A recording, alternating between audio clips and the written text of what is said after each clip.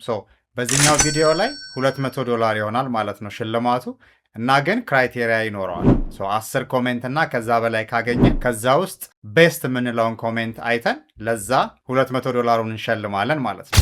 ሃይ እንዴት ናችሁ? እንኳን ደህና መጣችሁ ወደ ቻናላችን። ዛሬ እንግዲህ አራተኛውን የቢዝነስ አይዲያ ነው ሼር ማረጋችሁ። ከዚህ በፊት ዲስከስ ያደረግናቸውን ሶስቱን ከፈለጋችሁ ሊንኩን ዲስክሪፕሽን ላይ ያስቀምጥላችኋለሁ ብታዩት እመክራለሁ። ዛሬ በጥያቄ እንጀምር። አንድ ሰው ስኒከሩ እንዲጸዳለት ወይ በጣም የሚወደው ጫማ እንዲጸዳለት ምን ያህል የሚከፍል ይመስላችኋል? አይ ነው በጣም ሲምፕል ስራ ሊመስል ይችላል፣ ግን ስንት ብር ወይ በዶላር ስንት ብር መክፈል አለበት ብላችሁ ታስባላችሁ? አሜሪካ ውስጥ ያለ አንድ ካምፓኒ ያንን ስራ ይሰራል። ኒውዮርክ ውስጥ ያለ ስፔሲፊካሊ ስንት ብር ይመስላችኋል የሚያስከፍለው? $55 ነው የሚያስከፍለው አንድ ጫማ ለማጽዳት ማለት ነው። ዛሬ ስለ እሱ ቢዝነስ ነው ማወራችሁ። አብራችሁኝ ቆዩ። ባይ ዘ ዌይ ይሄኛው ቪዲዮ ጃንዋሪ ቪዲዮ ነው። ስለዚህ ሽልማት የምንሸልምበት ቪዲዮ ነው።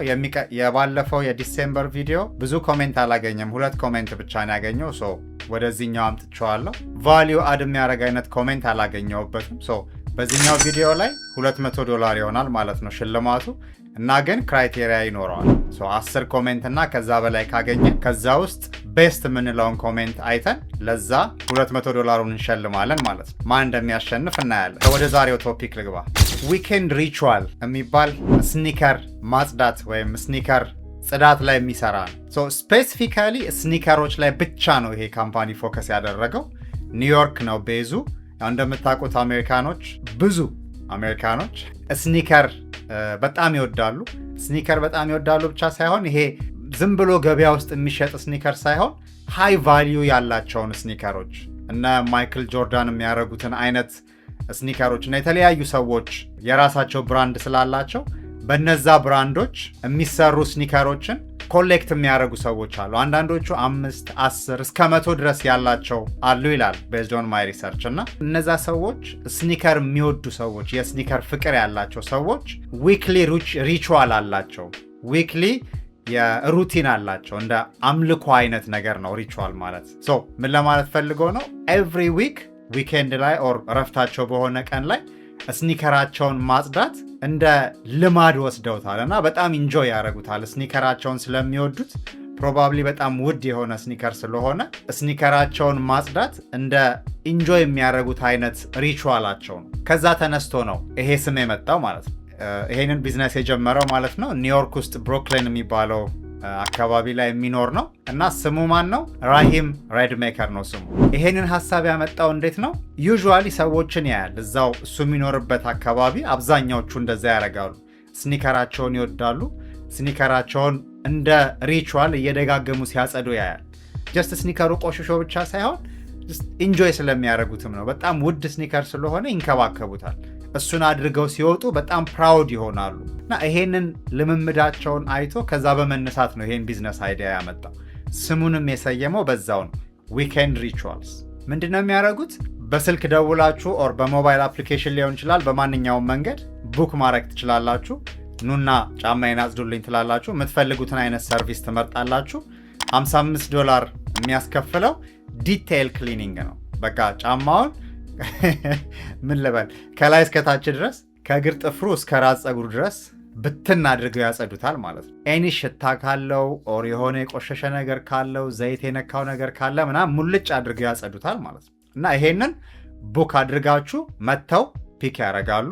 አጽድተው ሲጨርሱ 3 ቀን 4 ቀን አካባቢ ሊፈጅ ይችላል ነው የሚሉት። ያው በጣም ብዙ ነው የሚሰሩት እና ደግሞ በእጃቸው ነው የሚያጸዱት። ማሽን አይጠቀሙም። የሚጠቀሟቸው የተለያዩ ኬሚካሎች ማጽጃዎች አሉ፣ ጫማውን የማይጎዳ ኦፍኮርስ። እና ደግሞ እንደ ስኒከሩ ታይፕ የተለያዩ አይነት ማጽጃ ሜካኒዝሞችን ነው የሚከተሉት። ስለዚህ ሁሉ ነገር በእጅ ነው መሰራት ያለበት። ግን በዚህ አብዛኞቹ ከስተመሮቻቸው ደስተኞች ናቸው። እዚህ ጋር ማየት ያለብን ታርጌት የሚያደርጓቸው ከስተመሮች እንደኔ አይነት ዝም ብሎ ወክ ለማድረግ ወይ ለመሮጥ ወይ የሆነ ስፖርት ለመስራት የገዛሁትን ስኒከር አይደለም የማጸዳው። እነዛ ሃይ ክላስ የሆኑ ስኒከሮች አሏቸው። ሀብታሞች ላይሆኑ ይችላሉ ሰዎቹ፣ ግን ስኒከሮቻቸው ግን $400 $500 ስኒከሮች ሊሆኑ ይችላሉ፣ ከዛም በላይ። ስለዚህ ያን ያህል ብር አውጥተው የገዙት ስኒከር በደንብ እንክብካቤ ማድረግ ይፈልጋሉ። ለዛ ነው እስከ $55 ድረስ የሚከፍሉት። ይሄንን ሲሰሩ ያጋጠሟቸው ቻሌንጆች ምንድን ነበሩ? እንዴት ተሳለፏቸው የሚለውን ደግሞ ያጋጠሟቸው ቻሌንጅ ዋናው ኳሊቲው አንድ አይነት ያለ መሆን ነው። ምክንያቱም ሰዎች ኮምፕሌን የሚያደርጉ ሰዎች አሉ። ያ ኦንላይን ሪቪው ሲደረግ አብዛኛው ፖዘቲቭ ነው። አብዛኛው ጽዳቱ ላይ ደስተኛ ነው፣ ኮሚኒኬሽናቸው ላይ ደስተኛ ነው፣ ዴሊቨሪያቸው ላይም ደስተኛ ነው፣ ላይክ ኦን ታይም ዴሊቨር በማድረግ። አንዳንዶች ግን እነዚህ ነገሮች ላይ ኮምፕሌን ያደርጋሉ። አንዳንዶቹ ኮሚኒኬሽናቸው ጥሩ አይደለም የሚሉ አሉ፣ በጣም ጥቂት። አንዳንዶቹ ደግሞ ጽዳቱ እንደጠበቅኩት አይደለም የሚሉ አሉ። አንዳንዶቹ ደግሞ ኤክስፔክት ካደረግኩት ቀን ዘገየብኝ የሚሉ አሉ። እና ይሄ ሰርቪስ ካምፓኒ ሲሆን የሚፈጠር ነገር ነው፣ ኤቭሪዌር ያለ ነው። እንዴት ነው ማኔጅ የምናደርገው የሚለው ኬርፉል ቲንኪንግ ይፈልጋል። እሱን ኢምፕሊመንት ማድረግ ነው ይሄንን ችግር ሶልቭ ያደረገላቸው ይላል። ኳሊቲ ኮንትሮል፣ እያንዳንዱ አገልግሎት ኳሊቲ ኮንትሮል ይደረጋል እና እያንዳንዱ ሪቪው ሲመጣ ደግሞ ኬርፉሊ ቼክ ያደርጋሉ። ላይክ በምን ምክንያት ነው ሰምበዲ ለምሳሌ ኮሚኒኬሽናቸው ጥሩ አይደለም ሲል ማን ነበር ኮሚኒኬት ያደረገው? ያንን አይተው ማስተካከያ የሚደረግ ከሆነ ማስተካከያ፣ ሞር ለሰራተኛው ትሬኒንግ መስጠት፣ ኮች ማድረግ ከሆነ ያንን ያደርጋሉ ማለት ነው። የኳሊቲ ችግር ነው የጽዳት ችግር ነው ከሆነም ደግሞ እንደዛው።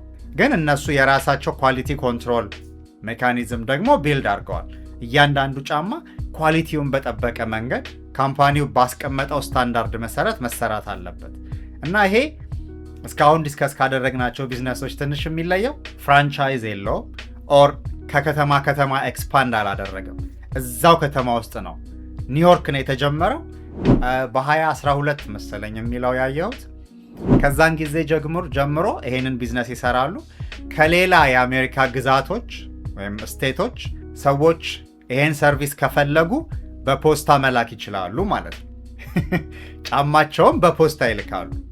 ከዛ ዊኬንድ ሪቹዋል ደግሞ ካምፓኒው ተቀብሎ አጽድቶ በፖስታ ይመልስላቸዋል በአድራሻቸው ማለት ነው። እና በዚህ መንገድ ነው ኤክስፓንድ ያደረጉት። ኔሽን ዋይድ ቢዝነስ ነው የሚሰሩት። ሁለተኛው ፕሮብሌም ያጋጠማቸው ከዚህ በፊት ዲስከስ ያደረግናቸው አብዛኞቹ ላይ ሀፕን ያደረገ ነው፣ ፕሮፊት ማርጅን ነው። ኖርማል ጫማ ከሚያጸዱት ካምፓኒዎች እና ከተፎካካሪዎቻቸው እንዴት ነው እነሱ አሸንፈው መውጣት የቻሉት የሚለው ትልቁ የነሱ ራሳቸውን የሚያወዳድሩበት ኳሊቲ ነው። ኳሊቲ ፍሪ ፒክአፕ እና ዴሊቨሪ ያላቸው እዛው ኒውዮርክ ኤሪያ ከሆነ ራሳቸው በነፃ ሄደው ተቀብለው ሲጨርሱ ደግሞ ራሳቸው ይመልሳሉ። ከሌላ ስቴት ከሆነ በፖስታ ይላከላቸዋል፣ በፖስታ ይመልሳሉ ማለት ነው። እነሱ ሰርቭ የሚያደርጉበት ኮሚኒቲ ላይ ግን ከሌሎቹ የተሻለ ለመሆን ዋጋቸው ላይ አይደለም። እስካሁን ያየናቸው ካምፓኒዎች ወይም እስካሁን ያየናቸው ቢዝነስ አይዲያዎች ብዙ ጊዜ ኮምፒት የሚያደርጉት ዋጋ ነው። እዚህ ጋር ግን ያደረጉት ነገር ቆንጆ ስራ ነው የሚሰሩት። በተቻለ መጠን በታይም ነው የሚያደርሱት። ዋጋውን ግን ትንሽ ከፍ አድርገውታል። ስለዚህ የእነሱ ከስተመሮች እንደኔ አይነት ዝም ብሎ ስኒከር ተጠቃሚ ሳይሆን ስኒከሩን የሚወድ በጣም ውድ የሆኑ ስኒከሮችን የሚገዛ የስኒከር አፍቃሪዎች ናቸው ከስተመሮቻቸው ማለት ነው። እና አሜሪካ ውስጥ በጣም ብዙ ናቸው። የማርኬት ችግር የለባቸው። አንድ ስኒከር ተቀብለው 3-4 ቀን ይፈጃል ማለት ምን ያህል ብዛት እንዳላቸው you can imagine። እነዚህን ችግሮች እንግዲህ የፈቱበት መንገድ ይሄ ነው ማለት ነው። አሁን ይሄ አይዲያ ኢትዮጵያ ውስጥ ይሰራል ወይ? እናንተ ኮሜንት ሴክሽን ላይ የእናንተን ሀሳብ ሼር ብታደርጉኝ በጣም ደስ ይለኛል።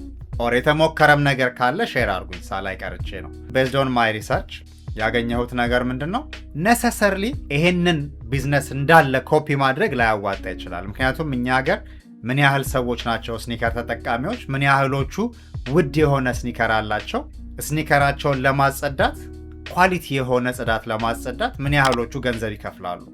ዝም ብሎ ሊስትሮ ጋር ሄደው አጸድተው ወይም አሳጥበው ከመሄድ በተረፈ ኳሊቲ የሆነ ሰርቪስ እንዴት ዲማንድ ሊያደርጉ ይችላሉ የሚለውን በደንብ ኮንሲደር ማድረግ አለብን። ለእኛ ሀገር እንዲስማማ አዳፕት ማድረግ አለብን።